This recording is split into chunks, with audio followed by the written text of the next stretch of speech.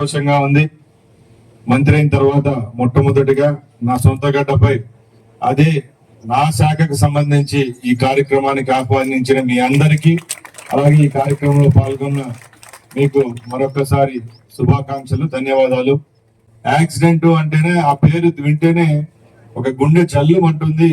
ఎందుకంటే సగటున ఈరోజు ప్రమాదాల బారి చనిపోయే వాళ్ళు ఎక్కువగా ఉన్నారు. హార్ట్ అటాక్ తోనో లేకుంటే నార్మల్ డెత్తుల కంటే ఈరోజు మన కుటుంబాల్లోనే ఎందనో ఈ యాక్సిడెంట్ వల్ల బలి కావాల్సి వస్తా ఉంది, చనిపోతున్నారు.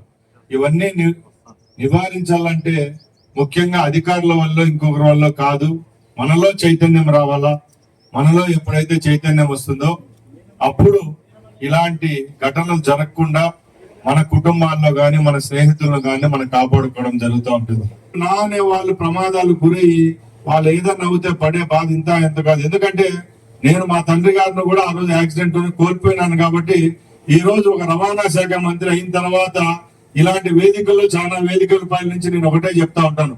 ముఖ్యంగా మనం చనిపోయిన ఎప్పుడైనా యాక్సిడెంట్ అయి చనిపోయిన వాళ్ళకంటే ఆ కుటుంబంలో ఉండే వాళ్ళు నా అనే వాళ్ళు పడే బాధ చాలా ఎక్కువగా ఉంటుంది. కాబట్టి ప్రాంతం నుంచి వాళ్ళందరికీ కూడా మనం చెప్తున్నాం, కేవలం స్టూడెంట్సే కాదు, మామూలుగా ప్రైవేట్ వెహికల్స్ కాకుండా ఎవరైతే మన ట్రాన్స్పోర్ట్ కి సంబంధించిన వెహికల్స్ డ్రైవర్లు మీరు కూడా ఎక్కువ ఆర్టీసీ వాళ్ళనుకోండి, అలాగే ప్రైవేట్ ఆపరేటర్స్ డ్రైవర్లుగా ఉన్న వాళ్ళు కూడా ఎక్కువ మొబైల్ ఫోన్లు వాడుతున్నారు.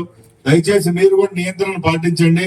ఎప్పుడైనా మీరు అధికారులు లంచం అడుగుతానో, అధికారులు మాకు కష్టం పెడుతున్నారనో, ఫైన్లు ఎక్కువ వేస్తున్నారని మీరు చాలా మంది గగ్గోలు పెడతా ఉంటారు.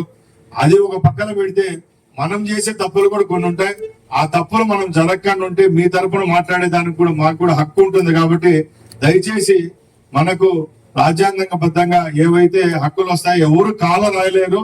మీకు ఏదైనా సమస్యలు వచ్చినప్పుడు అధికారులతో మాట్లాడేదానికి మేమున్నాం. తప్పకుండా మీ తరపున నిలబడతాం. ఎప్పుడు ఒకటి వస్తా ఉంటుంది, డ్రింక్ అండ్ డ్రైవ్ లో పట్టుబడితే 10,000 రూపాయలు ఈ గవర్నమెంట్ ఎందుకు పెట్టిందని చెప్పి చాలా మంది బాధపడతా ఉంటారు. కానీ మనం తాగి బండి ఎందుకు నడిపినాం అనేది ఊరు బాధపడ్డంలా. 10,000 రూపాయలు ఇంత ఫైన్ ఎందుకు కలెక్ట్ చేయాలంటారు అంటే ఏమంటే మళ్ళా 200-300 ఫైన్ వేస్తే మళ్ళీ మరుసటి రోజు తాగొచ్చు అనుకోని మీరు ఫీల్ అవుతారు చాలా మంది తాగేవాళ్ళు. 10,000 రూపాయలు ఫైన్ ఎందుకు వేసింది ప్రభుత్వం? అంత ఫైన్ వేయడం వల్ల అట్లీస్ట్ రేపు రాబోయే కాలంలో ఇలాంటి తప్పిదం చేయరని అంత పెద్ద ఫైన్లు వేస్తానే తప్పక మీ దగ్గర 10,000 రూపాయలు కలెక్ట్ చేసి దానివల్ల ఏదో ప్రభుత్వాలు బతకాలని చెప్పి ఎక్కడా లేదు. దయచేసి ప్రతి ఒక్కరూ ఎవరైతే ట్రాన్స్పోర్ట్ అధికారులు ఉంటారో పోలీస్ సిబ్బందితో మీరు సమన్వయంతో ఉండండి. తప్పకుండా ప్రభుత్వాలు మీకు మంచి కోసం మంచి చేసే విధంగానే పని చేస్తాయని తెలియజేసుకుంటూ ఇలాంటి కార్యక్రమాలు చేపడుతున్న రాష్ట్ర రవాణా శాఖ సిబ్బందికి, అధికారులకు, అనధికారులకు, అలాగే మున్సిపల్ సిబ్బందికి, హెల్త్ సిబ్బందికి,